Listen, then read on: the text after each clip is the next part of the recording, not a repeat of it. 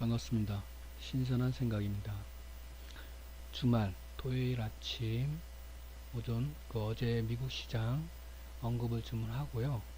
부제로 제가 언급한 비정규직을 전부 정규직화하면 어떤 현상이 일어날까 라는 부분에 대해서 언급을 하고 영상을 마무리하는 걸로 하겠습니다. 아침에 시장을 보면은 미국이 또 급락을 했죠. 그죠? 1.8%, 나스닥은 3%.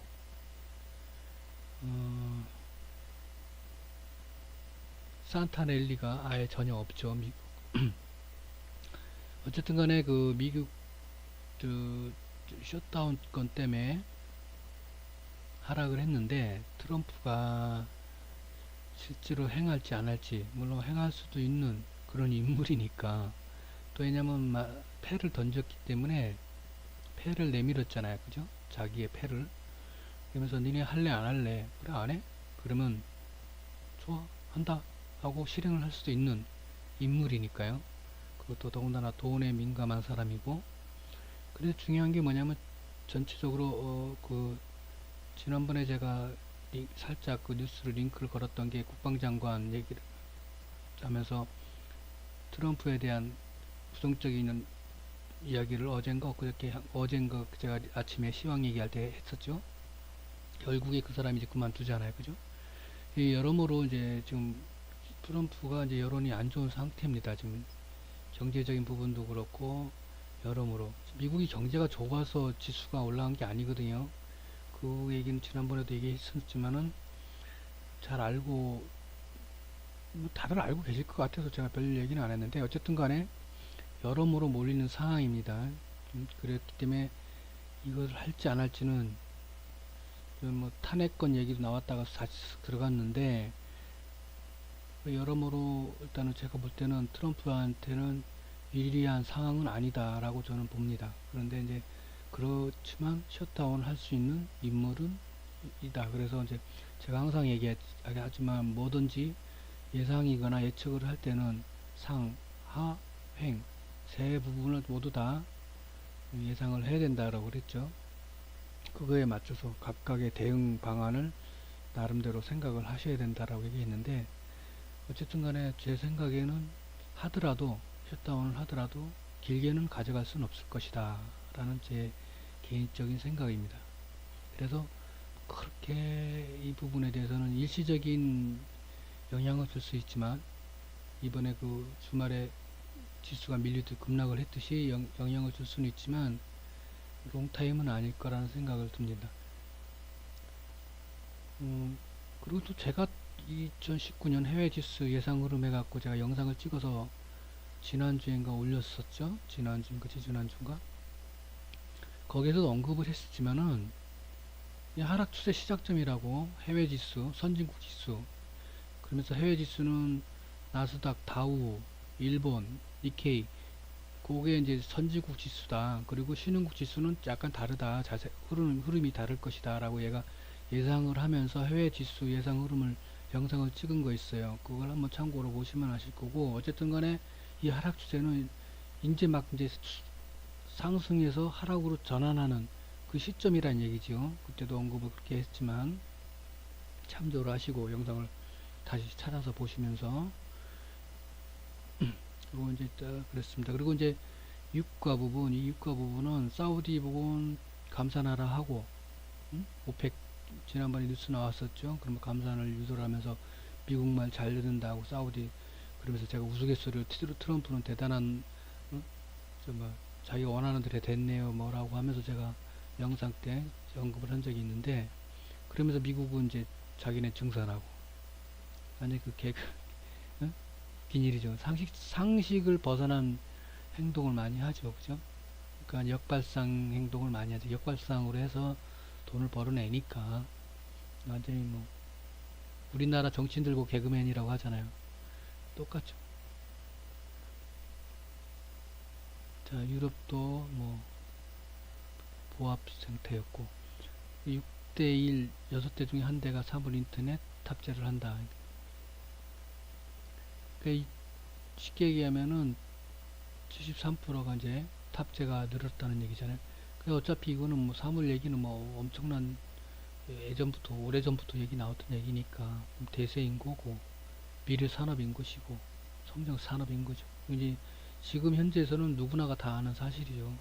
그렇지만 중요한 건 주식을 하는 사람 입장에서는 타이밍 잡는 게 관건이고 이슈를 달고 가느냐 안 달고 가느냐가 부분인데 이게, 이게 이제 CES 관련된 예, 이슈가 앞에 1월 달에 있으니까 이런 뉴스를 내보내지 않았나 생각합니다. 그 CES 관련해서 뉴스가 계속 나오고 있으니까 아마 이슈를 만들고 있어요. 지금 그거하고 JP 모건 이슈하고 CES 이슈를 쉽게 말하면 지나친 오픈된 정보나 내용은 재료가 그 시점이 되면 소멸을 된다.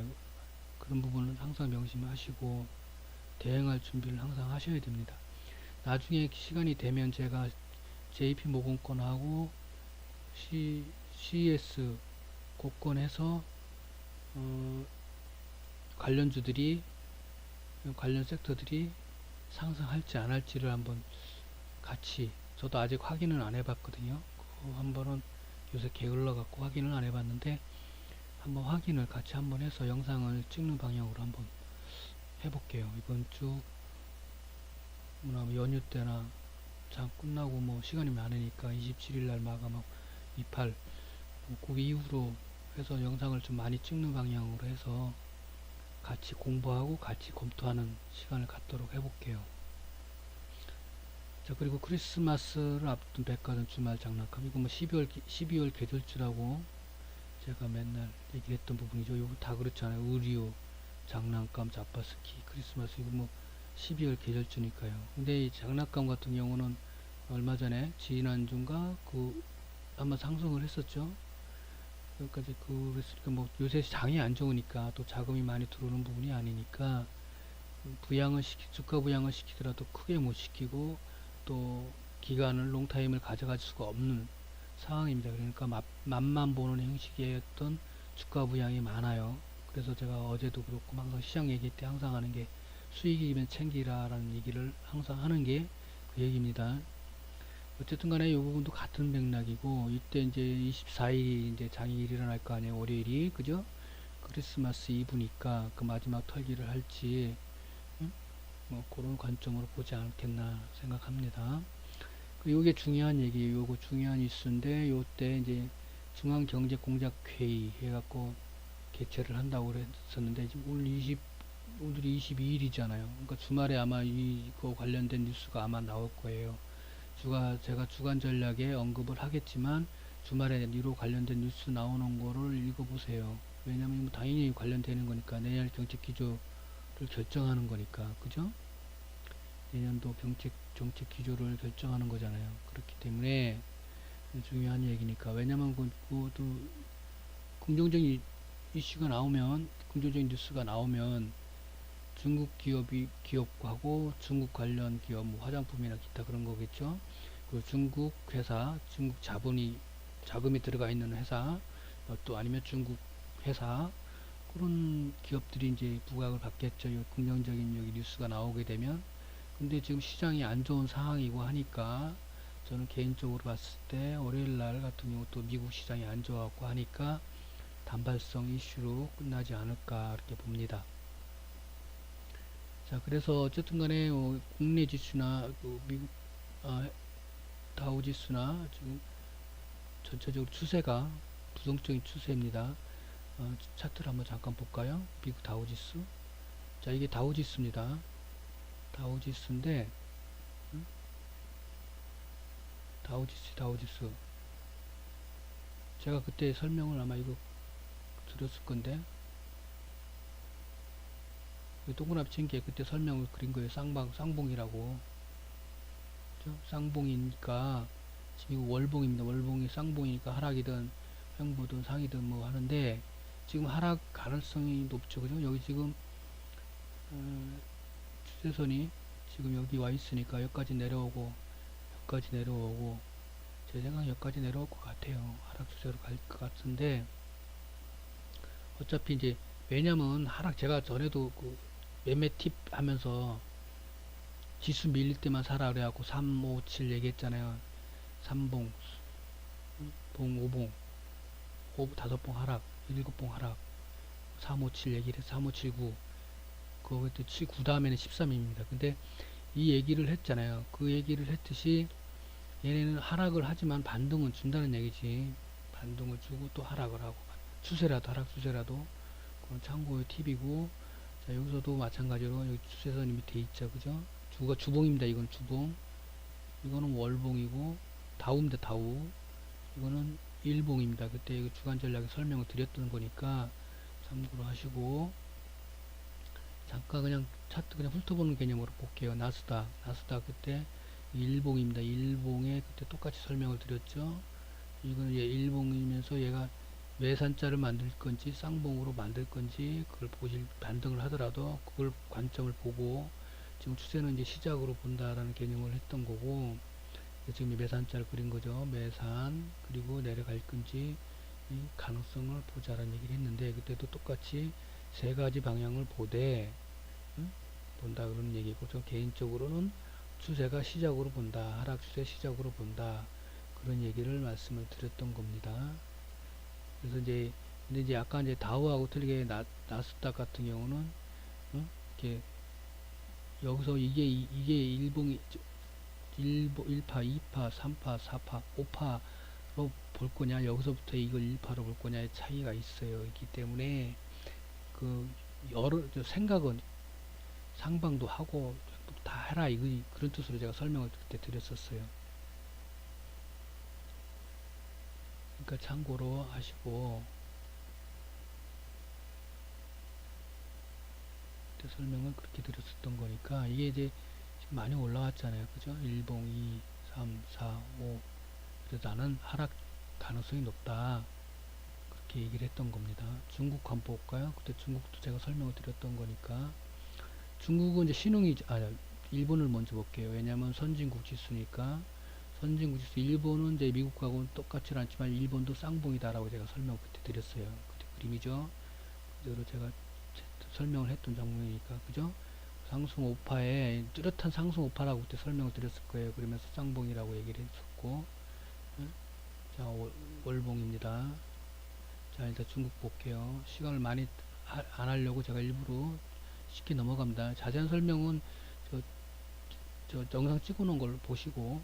자, 일봉입니다. 일봉은 여기 신흥국이잖아. 중국은 한국과 같이 신흥국으로 보니까 분류를 하니까 시장 흐름이 틀리다, 선진국 지수하고. 그래서 제가 틀리기 때문에 얘는 바닥권이다, 그래서 횡보를 할지 어쩔지를 지켜봐야 된다 라고 얘기를 했던 거예요, 그때. 그러면서 반등을 하더라도 이 추세선을 그려준 이유가, 이 추세선을 얘기를 한 거 설명 그때 드린 거죠. 이 반등 세 번 부딪혀야 돼요. 아니면 여기서 바로 올리든지 둘 중에 하나이기 때문에 여기 중요한 지점이라는 얘기를 하는 거고. 바닥도 세 바닥, 쓰리 바닥을, 이것까지면 됐으니 쓰리 바닥을 친 거죠. 그러니까 여기서부터 쓰리 바닥이죠.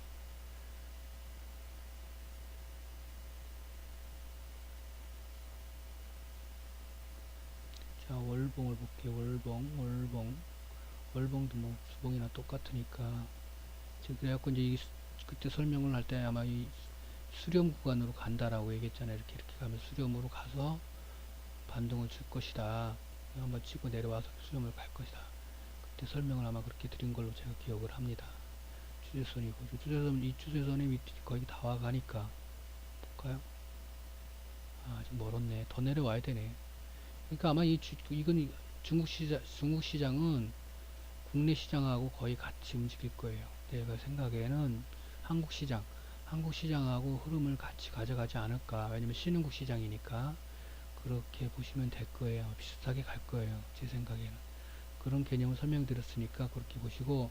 국내 증시 부분은 주간 전략 할 때, 설명을 할 때 어차피 주말에 하니까 그때 내일이죠. 그러니까 내일 뭐 오후쯤이나 제가 영상을 찍어서 국내 시장은 설명을 드릴게요. 근데 뭐 어차피 2019년도 국내 증시 예상 흐름 그래갖고 제가 올린 영상이 있으니까 그 흐름에 거의 맞을 겁니다. 그 흐름대로 가기 때문에 특별하게 다른 얘기는 언급을 하지는 않을 것 같아요. 다만 이제 뭐 이벤트성 그 얘기나 잠깐 하고 말 것일 것 같은데, 2019년도 국내 증시 예상 지수 흐름 영상 찍어 놓은 거 있으니까 그걸 참고로 보시길 바라겠습니다.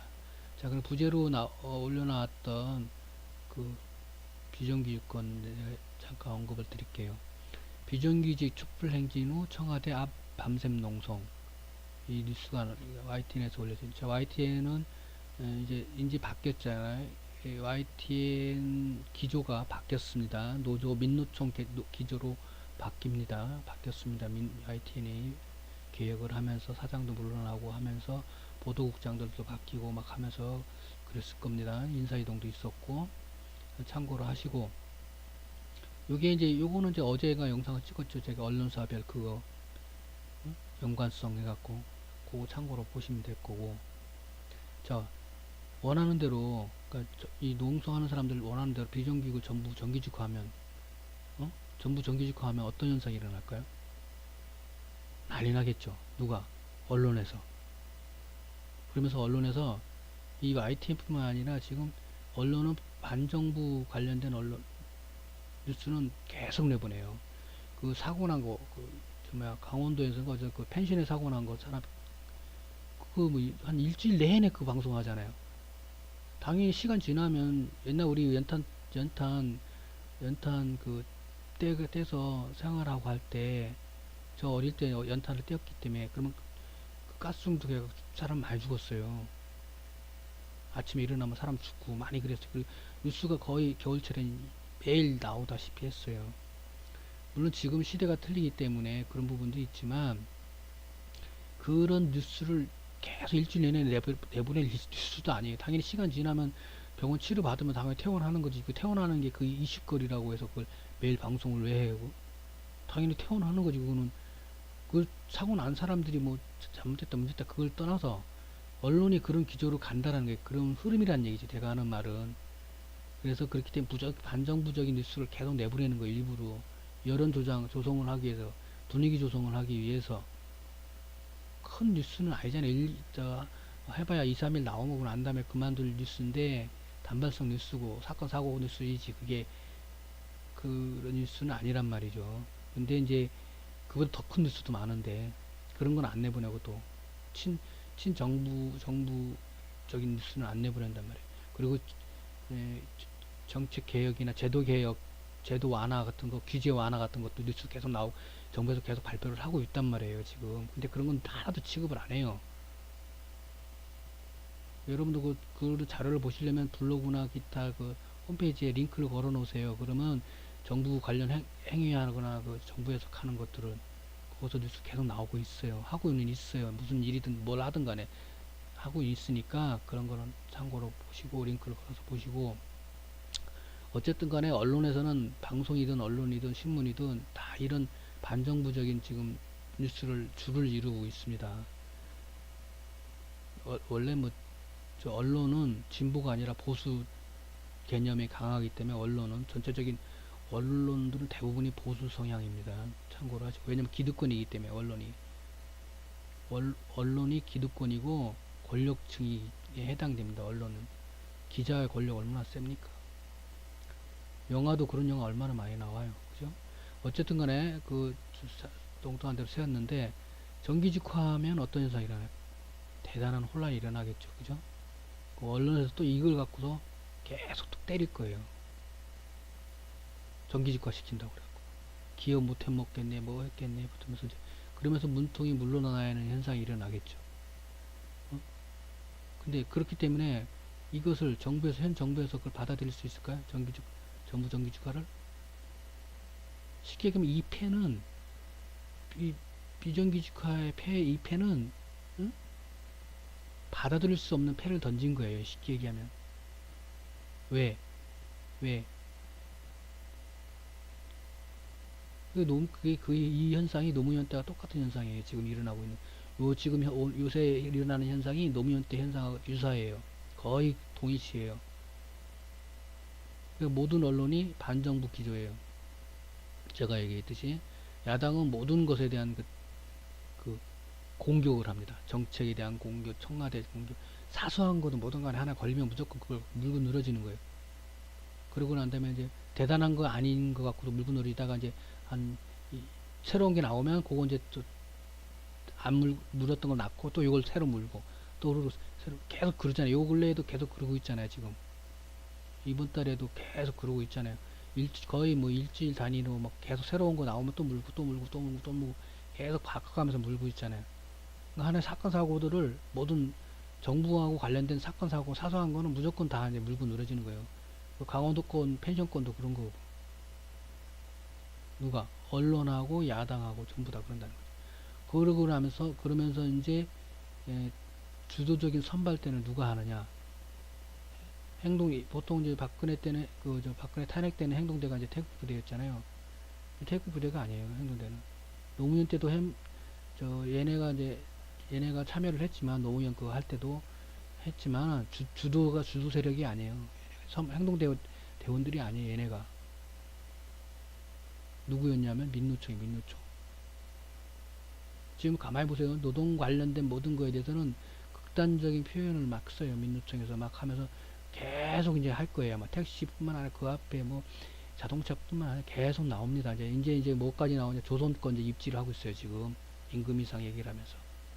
자, 그러면서 계속 민노총이 이제 할 거예요. 그래서 이런 현상이 제가 이제 노무현 때도 이런 현상이 있었을 때도 제가 뭘 생각을 했냐. 개인적으로 민노총 지도부를 의심했어요. 저는 솔직히 이 노무현 증선 때. 그 노무현 때 이런 현상들이 일어났었거든요. 똑같이 동일하게. 그때는 좀 민노총 지도부를 의심했어요. 얘네들이 왜 그럴까? 굳이? 뭐 등등. 그랬어요. 제가 개인적으로는. 결론은 이제 그때 사건 나고 나서도 그랬지만은 전략적으로 정치적으로 계획된 수순인 거예요. 누가? 얘네는 그 행동대원이고 선발대고 그냥 이게 전략을 하고 계획을 수립하는 수뇌부들이 있겠죠. 주동하시는 분들이 있겠지. 어쨌든 중요한 거는 결론적으로 중요한 거는 이 전략적 계획된 수순으로 하는데 애들이 하는데 문통은 노통 때 한번 당했잖아요. 그러니까 두 번 연타석을 맞고 KO 패를 할 것이냐 안 할 것이냐 지금 이 약간 전환점이잖아요. 전환점. 그래서 이제 19년이 분기점이니까 반 돌았으니까 KO 패를 할 것이냐 안 할 것이냐의 관건이에요. 근데 제 생각에는 물론 이제 뭐 어떤 사람들이 얘기할 때는 노통이 더 과감하고 막 발언이나 모든 게 세다고 얘기를 할 수 있지만은 그 노통은 약간 이제 기분적인 부분이 강하다고 저는 보는 편이고 문통은 아니에요. 문통은 확실하게 하는 스타일이라고 저는 봐요. 조심스러운 스타일이잖아. 배려도 하고 막 양보도 하고 다 하는 스타일이지만 이 사람이 한번 말 없는 사람이 무섭다고 그러잖아요. 우리 흔히들 말할 때. 노통은 말을 많이 하잖아. 문통은 말을 많이 안 하잖아. 노통은 더러워서 못 해먹겠네 하고 막 말을 하지만 얘는 말을 안 한단 말이야. 문통은. 그래서 그리고 그냥 당할 약간 멍청한 스타일은 아니에요. 또 사법고시까지 패스한 사람이 멍청하지는 않을 거 아니에요.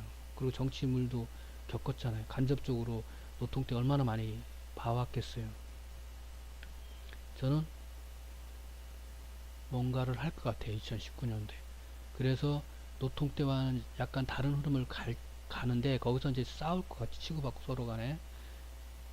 근데 누가 더 강하냐겠지. 근데 뭐 제가 뭐 개인적인 그 어떤 지지 쪽을 떠나서 제가 이제 봤을 때는 이제 승패는 제가 이제 뭐 51% 승을 어느 쪽으로 보고는 있지만 뭐 그런 건 언급하기는 좀 그렇고. 그래서 어쨌든 간에 제가 이제 민주당 보고 멍청해진 민주당이라고 얘기했잖아요. 처음에 대선 치르기 전에는 저 한나라당 보고 멍청하다고 그랬고, 그래갖고 한나라당이 전략과 정치적인 계획된 수순을 잘 하고 있어. 그래갖고 그러고 난 다음에 이제 오히려 이제 멍청해진 게 민주당이 멍청해진 거지. 대선 때부터 멍청했어 얘네들은. 원래 얘네가 멍청했는데 얘네가 덜 멍청했지. 얘네 그 한나라당보다는. 이재명 건뿐만 아니라 그 주동자가 누구냐 자 짐작이 가지만, 그래서 제가 지난번에 그거 언급을 한 적이 있어. 영상 찍으면서 문통이 멀리해야 될 사람들, 그리고 배신한 자는 끝까지 배신한다. 한 번 배신한 사람은 또 배신한다. 그 얘기를 언급을 한 적이 있습니다. 어쨌든 간에 문통이 과감한 액션을 취할 것으로 저는 본다는 거죠. 관전 포인트로 본다라는 거예요. 그리고 그,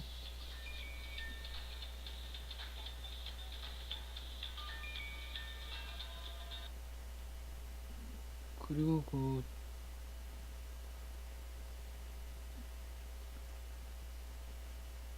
그쵸. 예. 제가 전화가 와서 잠깐 말이 그랬는데 어쨌든 간에 문통이 이제 할 거고, 그러니까 민주당은 믿을 수 있는 족속이 아니란 얘기, 이 얘기예요. 개인적으로 정치인들은 믿을 족속이 못 되므로 후자를 예상한다. 그 얘기니까 문통이 동일하게 당하지는 않지만, 그러니까 뭔가 꿈틀은 할 거 아니에요. 최소한의 큰 액션을 취하든, 과감한 액션을 취하든, 꿈틀을 하든, 뭔가의 어떤 행위를 할 거란 얘기지. 이게 후자라 이거지. 제가 보는 개인적인 관점은. 그렇지만 어쨌든 간에 이 정규직화, 전부 정규직화는 될 일도 아니고, 돼서도 될 일이 아니고, 왜냐면 이 정규직을 누가 만들었는 줄 알아요? 민노총이 만들었다니까. 30년 전에 내가 이거 갖고 얘기를 엄청 했는데, 어쨌든 간에 얘네들은 30년 전 니네가 한 행위를 아는 애들이 여기 일하는 애들 중에 몇 명 있을까? 없을 거예요. 몇 명 없을 거예요. 어쨌든 간에 비정규직은 필요한 부분이에요. 왜냐하면 비정규직을 선호하는 사람도 있고 안 하는 사람도 있어요. 왜냐하면 그 자기의 어떤 상황 여건에 틀리기 때문에. 그렇기 때문에 다만 업무 부분을, 업무나 직업이나 업무나 기타 드는 부분을 세부적으로 구분을 할 필요는 있겠죠. 그렇지만 개선을 할 수 있겠지만, 전부 정규직화 해달라는 그런 부분은 무조건 일방적으로 앞뒤 없이, 응? 그리고 누구야 응? 석탄, 응? 컨베야 그 사고도 그런 거야. 이 새끼들 나쁜 놈들이지, 이놈들이. 그 왜 걔를 이용해 먹어? 걔는 인원이 늘어줘야 되고 작업 환경을 개선해주고 그런 쪽에 뭐 우선을 해달라고 그러고 하고 난 다음에 자기네가 응? 예주를 안 주고, 응? 정규직을 하든 정규직을 하면, 정규직이 그런 일을 하면, 그사 똑같은 상황에서 일하면은 사람이 안 다쳐? 말도 안 되는 이런 거 갖고 내세워서 하는 게 뭐냐면, 이 민노총이 옛날부터 그랬어요. 그렇지만은 안 될 조건을 제시를 하고 한단 말이에요.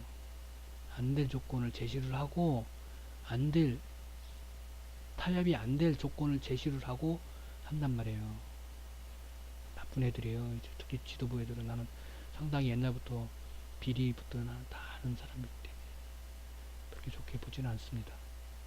운동을 하려면 진짜 말 그대로 순수성을 가지고 운동을 해야 되는데 순수하지 않다는 얘기를 하는 겁니다. 제가 얘기하는 거는 노동운동을 나쁘다고 얘기를 하는 게 아니에요. 노동운동을 하는데 어떤 식으로 하냐가 중요한 거지. 사회적인, 개인적인 욕심에 의해서 노동운동을 군중 심리로 이용한다는 얘기를 하는 거예요. 제가 얘기하는 거는 민노총 애들이